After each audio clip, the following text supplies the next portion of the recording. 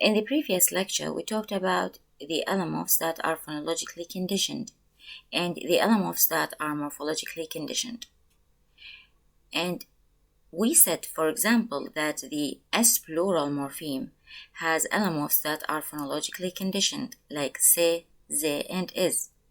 And it has allomorphs that are morphologically conditioned, like the zero plural allomorph, the en plural allomorph, and the replacive allomorph.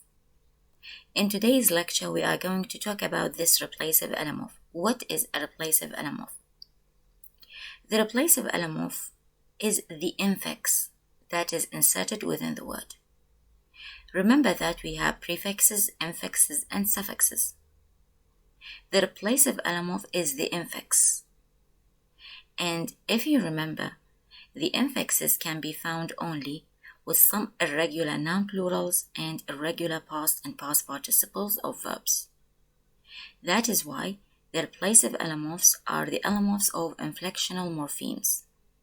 These morphemes are the S plural, ed past, and ed past participle only. For example, the word goose is made plural by saying geese. Notice that we have an infix. We have a replacement between u and e.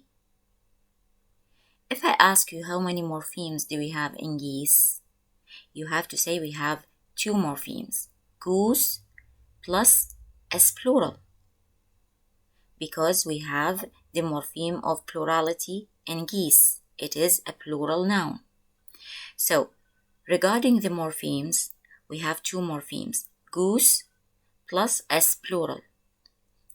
If I ask you what is the allomorph of the S plural in this word, what is the allomorph of the S plural in this word, you have to say it is a replacive allomorph because we have an infix.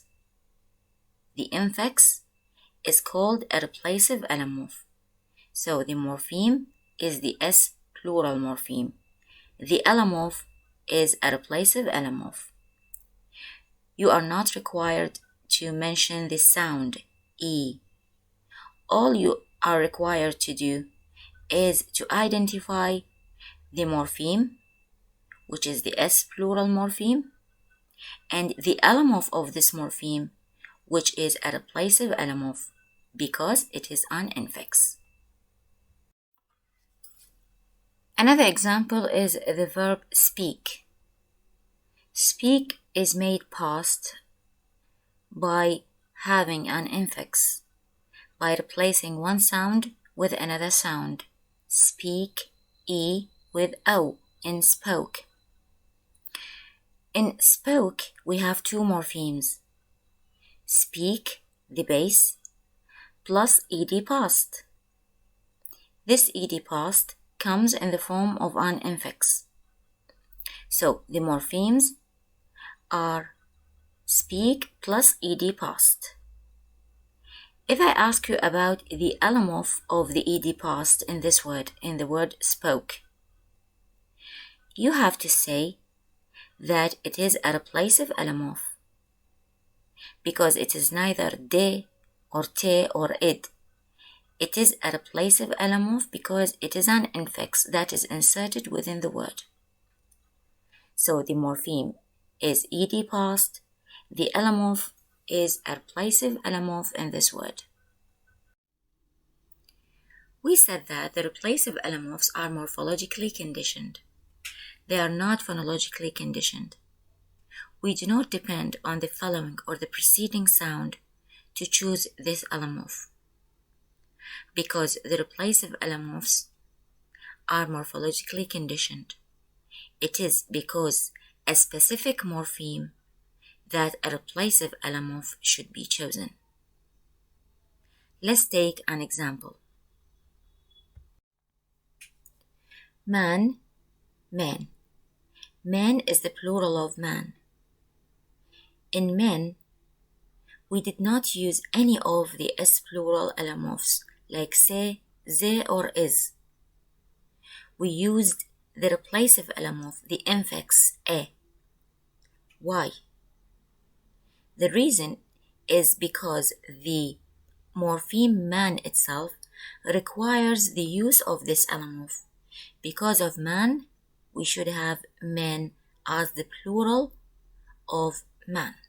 That is why the replacive allomorph is morphologically conditioned, because we select this allomorph because of a specific morpheme. In the next example, break, broke. Broke is the past of break. So it consists of two morphemes, break plus ed past. The ed past here comes in the form of an infix, so it is a replacive allomorph. Why do we have this replacive allomorph here? Why do we select the replacive allomorph here? In fact, break, when it is made past, it should be broke, not breaked, not with ed. It is made past by saying broke, by replacing one sound with another. That is why the replacive allomorph is morphologically conditioned. It is chosen because the specific morpheme break requires the use of the replacive allomorph. So it is morphologically conditioned. We depend on the specific morpheme to choose the replacive allomorph. Let's have this question. Identify the allomorphs of the S plural morpheme in the words mice, bags, sheep, hats, women. Then say whether these allomorphs are phonologically or morphologically conditioned. Let's start with the first word, mice. Mice is the plural of mouse. So notice we have mouse, mice. We have a replacement of sounds between mouse and mice. This allomorph is called a replacive allomorph because we have an infix, so it is a replacive allomorph. And it is morphologically conditioned because we depend on the specific morpheme mouse to have this allomorph. Because of mouse, we should have mice, not any other allomorph. The second word is bags. In bags, we have the Z allomorph because the preceding sound is ge, a voiced consonant. That is why we should have the Z allomorph. The S plural morpheme here is pronounced as Z, bags. And it is phonologically conditioned because we selected this allomorph depending on the preceding sound, the preceding consonant. The third word is sheep. Sheep has the same form whether it is singular or plural. So we have sheep as a singular word and sheep as a plural word. How to know whether this is singular or plural? We have to put it in context. For example, I say, I have a lot of sheep. Sheep in this sentence is plural, not singular. Now think of sheep in this question as plural, not singular. Which allomorph is used? Which of the S plural allomorphs is used in sheep? We don't have any change in pronunciation between the singular and the plural, neither in pronunciation nor in spelling. It means that we have zero allomorph, the zero allomorph of the S plural morpheme. We have plurality, but we call it zero because there is no change in pronunciation. That is why we call it zero, zero allomorph. Why do we have the zero allomorph with sheep?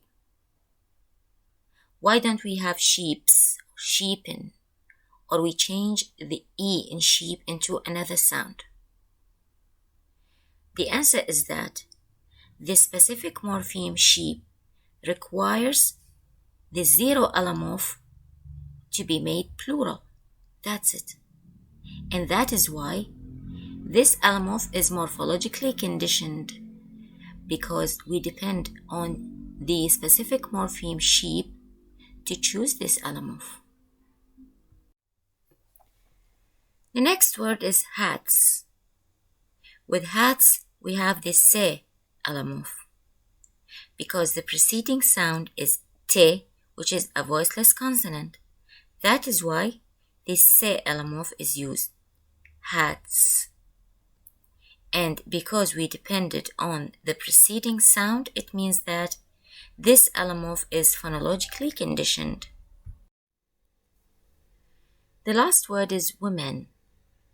In women, we have a replacive allomorph because we have a replacement of sounds between women and women.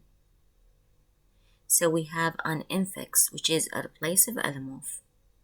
And we use this replacive allomorph because the specific morpheme women requires the use of this allomorph when we want to make it plural in women. And that is why it is morphologically conditioned.